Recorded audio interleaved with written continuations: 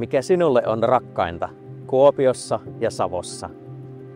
Minulle rakkainta ovat ihmiset, luonto ja sujuva, turvallinen arki.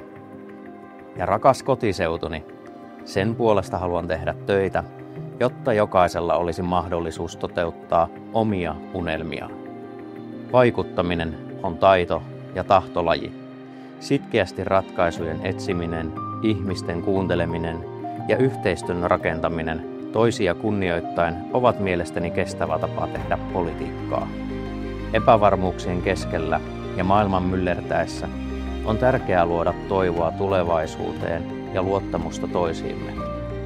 Kasvua kotikaupunkiisi, vapautta valinnoillesi, turvaa lähellesi. Tähän työhön olen tuellasi valmis, rakkaudesta Kuopioon ja Savon puolesta.